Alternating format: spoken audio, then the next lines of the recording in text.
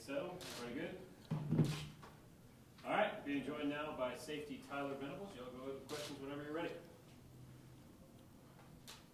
I guess Tyler got 8 tackles, so why do you think you were so productive on Saturday? I would say just kind of letting the scheme work for me, I would say. Not trying to do too much, and just focusing on details.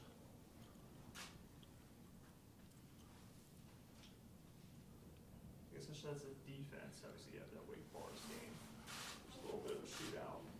What was the feeling after that game as a turnaround to next week? Some of those games where you come down to the wire like that, I would say are necessary to build, because you can only really learn so much through success, and failure is a huge teacher. You're forged through fire daily on this practice field, and then especially when the lights come on, that's a whole different element. And matching routes and whatnot, you can only do so much in practice, and then so really getting that experience and getting some chemistry with our guys as a defensive unit is important. And so the trial by fire is necessary to build.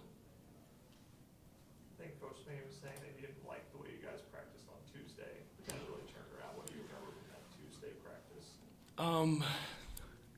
We just weren't as intentional as we could have been with fine details and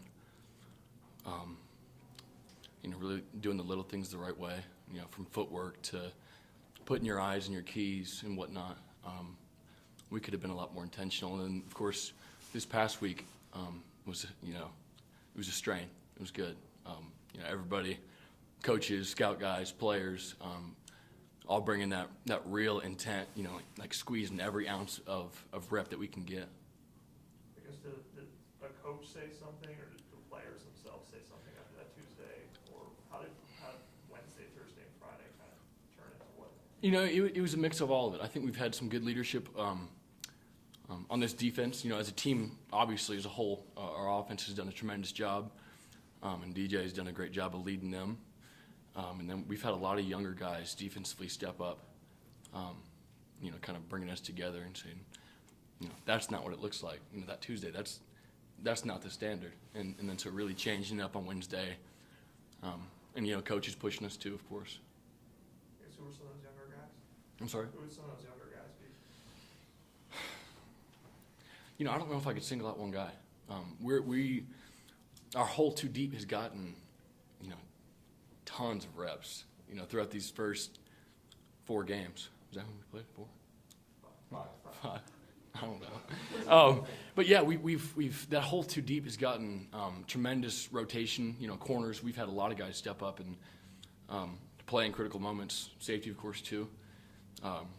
Backer, we've got our two deep rotating constantly, and our D line, of course, as well. I would say our defensive line is been a real solid rock for us from a vocal standpoint and leadership. That's definitely the older group on the defense. So they've all done a great job. It's y'all and Syracuse that are the lone unbeaten teams on your side of the conference. So you guys are in the driver's seat. Just describe how it feels to have kind of the control at this point. I would just say we're kind of focusing down, doing what we're supposed to do. We don't really pay attention to the, who else is undefeated, I guess. We just kind of control what we can control, and that's a day-to-day basis thing. And, this week it's Boston College, so our focus is all on them, whether we're, 5-0 or 0-5. This is our game this week, and that's all we can really focus on. What do you think was the biggest reason for the turnaround against Wake Forest, NC State after the Wake Forest game?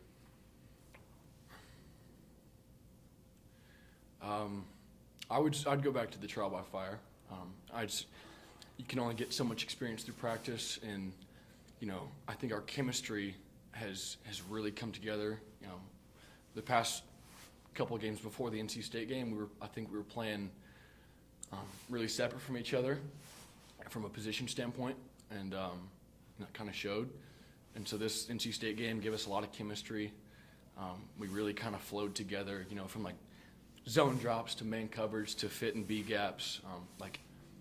I got to trust my DN that he's gonna lever that ball into that B gap, And if I have 1 ounce of mistrust with him, you know, I'm going to be hesitant down. And he's got to have the same trust with me, that he knows where I'm going to be. And, you know, you get that, like that slow mixture through game repetition. But when you say like positions playing separate from each other, what do you mean? Just not seeing the whole picture, you know, as a defensive structure. You know, if you really want to play like up here, you got to know what everybody else around you's doing so you can be comfortable. You know, like if I'm holding the curl in a trio set, I got to be waiting for that mic to come push so I can push through and take my flat route. But if I don't trust that he's going to push through, I'm going to be holding it. I'm going to be late. So just the chemistry and, you know, zone drops, man coverage, whatnot. Tyler, I gotta say, sitting here listening to you, it sounds like, you know, listening to your dad for the last 10 years, right here. Is it, I know you made peace with, you know, your family situation a while ago. Is this any different for you that, hey, you know, my family who was usually here during football season is not here right now?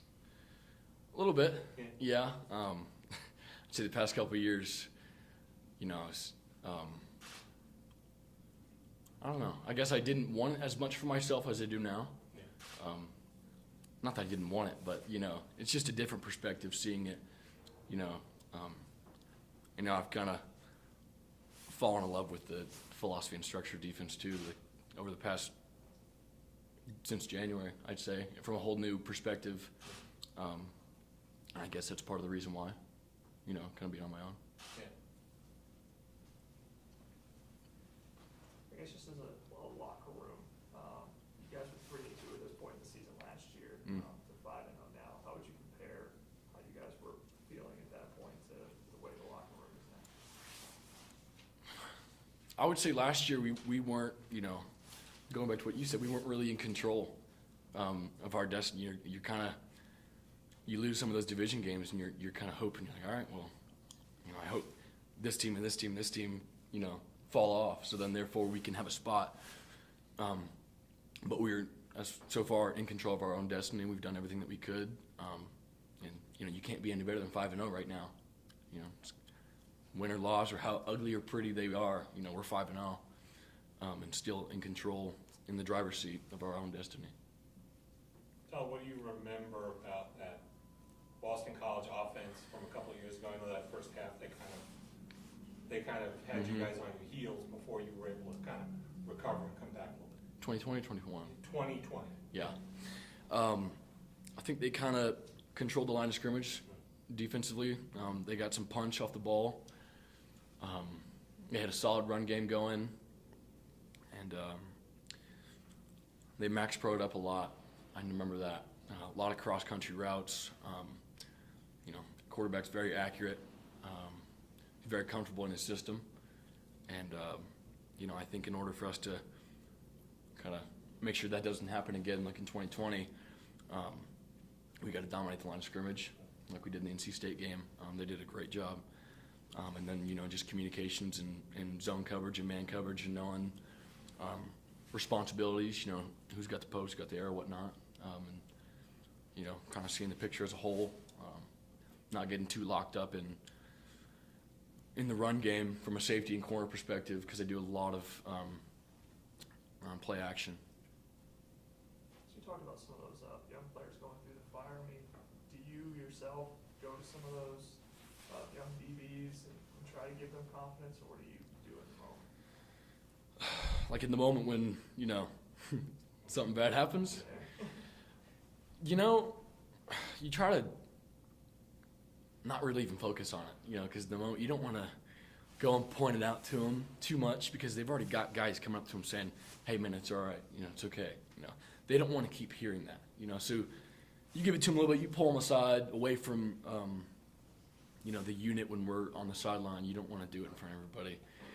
Be like, look man, that happens, it's part of the game. Like, that's why we do what we do, and that's why we compete at such a high level. You know, because you're going to lose some one-on-ones. You're going to lose some of those plays. That's just being in the arena. That's how it's going to be. But just continue to build up and letting them see the positive in, you know, losing that rep. It's like, all right, well, now you know not to do that again, and you're going to make sure you don't do it again, because the stove's hot. It's like you just touched it, and you're going to be very intentional in making sure you don't touch it again. I guess, do you see a different level of confidence and more, sticking to the technique last week for some of those younger guys when you go back and look at the film? Yeah, I think we just looked a little bit more savvy. Just disguising stuff and moving around. Just guys getting more comfortable.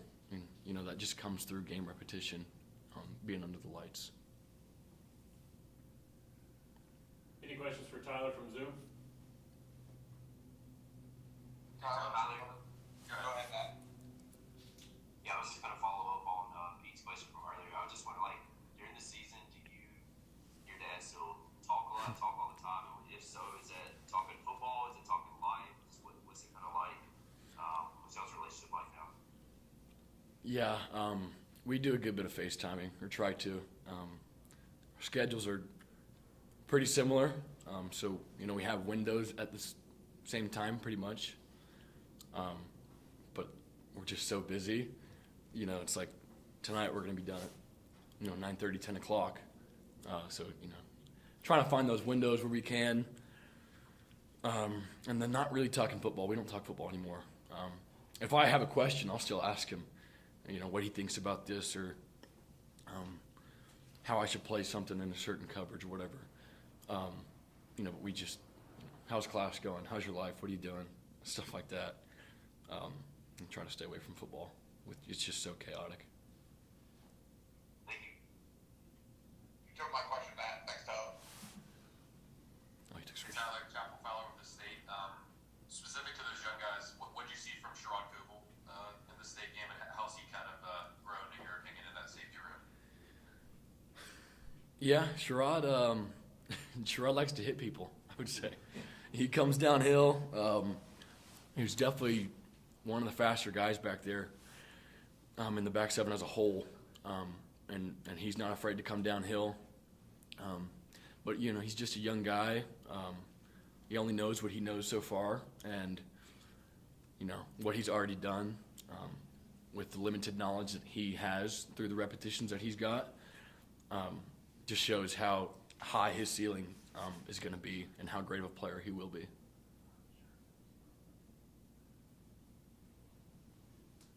The foot okay? Yeah, it was, there's this girl in my class, and so I didn't know what to say to her, so I thought this would be a good conversation starter. No, it's I just, yeah, it's good. Thanks, Steve-O. All right, appreciate you guys. You want to hang tight? We'll be joined here in a second by Dominic.